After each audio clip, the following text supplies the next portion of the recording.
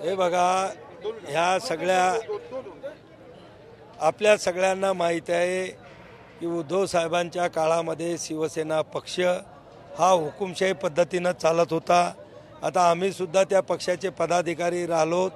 त्या पक्षामध्ये कधी लोकशाही पद्धतीनं कधीच कोणत्या निवडणुका झाल्या नाहीत। ज्या काही होत होत्या त्या नियुक्त्या होत होत्या आणि म्हणून विधानसभेचे अध्यक्ष यांनी सांगितलेलं आहे की हे पदाधिकारी हे नियुक्त केलेले आहेत आणि या नियुक्तीचा जो काही निवडणुकी आयोगाला त्यांनी कळवायला पाहिजेत होतं, नुसतं पत्र देऊन कळवलं जात नाही। तर त्या निवडणुकीची संपूर्ण प्रक्रिया कशी पार पडली हे सुद्धा निवडणूक आयोगाला द्यावं लागतं, ते त्यांनी दिलं नाही। म्हणून नुसतं पत्र दिल्यावर काही निवडणूक आयोग ते मान्य करत नाही।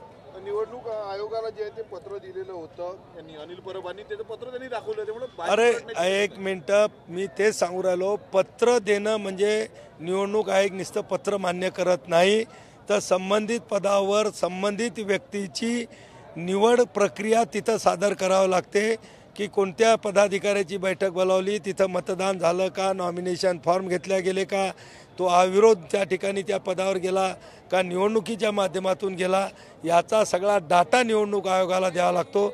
निस्ता कोणीतरी एखादा पक्षाचे 2 लोक सह्या करून निवडणूक आयोगाला पत्र देईल तर ते निवडणूक आयोग मान्य करत नसतं। कोर्टात काय होऊ शकते यावरून काय वाटतं तुम्हाला? हे सांगतो मी तुम्हाला, आता हे सुद्धा कोर्टच आहे।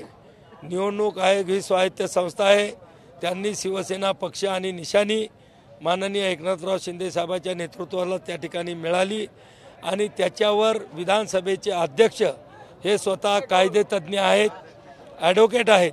त्यांनी अतिशय अभ्यासपूर्वक एकेका वाक्याचा अभ्यास करून जवळपास 400 पानी निकाल त्या ठिकाणी दिलेला आहे आणि त्यांनी त्याच्यावर शिक्कामोर्तब केले। या निकालावर संजय राऊतांनी प्रतिक्रिया दिली आहे। राहुल नार्वेकर हे बधीर अंध झाले, धृतराष्ट्र होऊन त्यांनी निकाल दिला अशी टीका केली संजय राऊत। आता संजय राऊत फक्त आता लोकांना दगड मारायचं बाकी राहिलेलं आहे।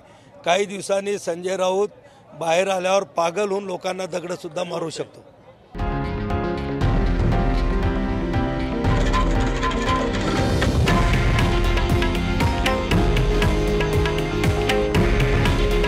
हे आहे देशातील नंबर 1 न्यूज नेटवर्क आणि आपण पाहत आहात TV9 मराठी।